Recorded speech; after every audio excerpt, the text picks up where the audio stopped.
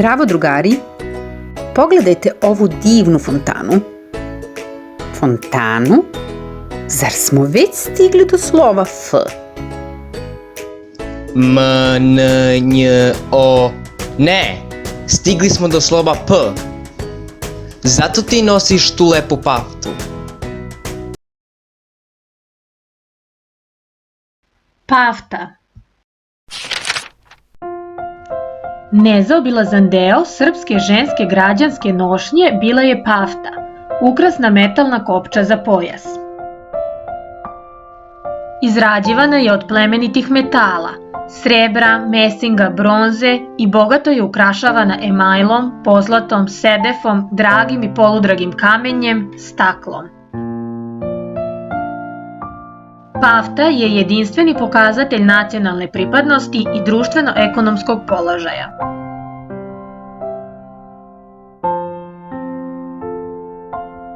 Pet, šest, sedam...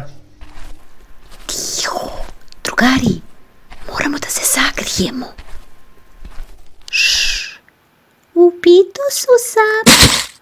Jau, nakazila sam na neko zrno.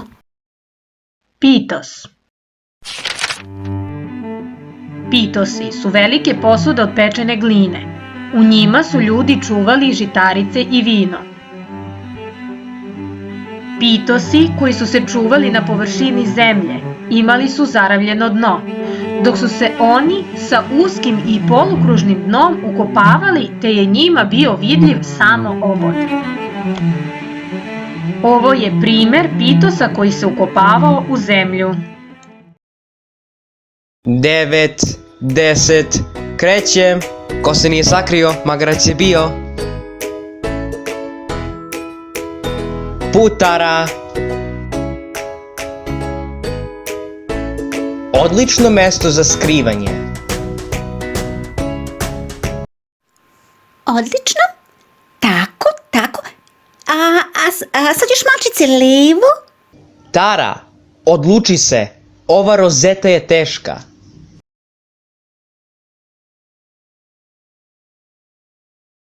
Rozeta.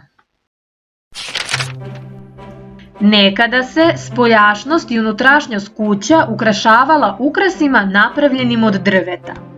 Najčešći ukrasi bile su rozete, motivi u obliku ruže ili nekog drugog cveta. Plafoni kuća bili su u potpunosti prekriveni drvetom, a u njihovom centru bile su rozete. Rozete su bile najpopularniji ukras za plafon. Ovako je odlično. Jeste. Hvala, Kosta.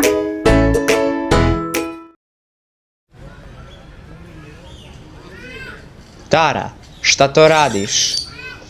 Evo biramo ručnik za našu dragu Snajku. Vidi, tata i ja smo pazarili ovaj. Ručnik, kapa.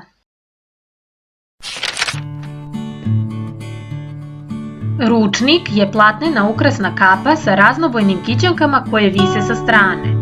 Pravi se od krpa, te se često tako i naziva. Ručnik kapu godinu dana nakon venčanja devojci poklanja nova porodica, kao simbol prelaska iz devojaštva u status udate žene. Nakon rođenja prvog deteta, ona će dobiti novi ručnik, tamnije boje. Ručnici su deo seoskog narodnog kostima i nosili su se do prve decenije 20. veka. Moj mač je izdržljiviji od tvog koplja. Ali je ništa spram ove sablje.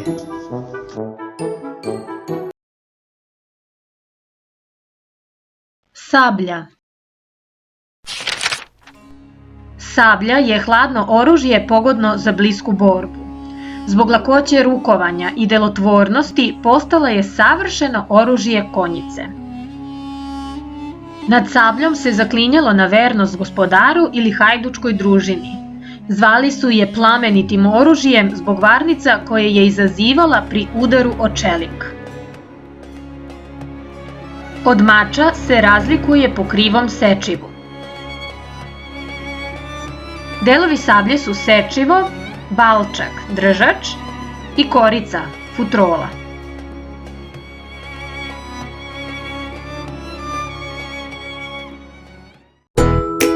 Vrlo zanimljiv predmet. Dođi Kosta, pogledaj. Da, to je svećnjak iz doba Rimljana. Svećnjak.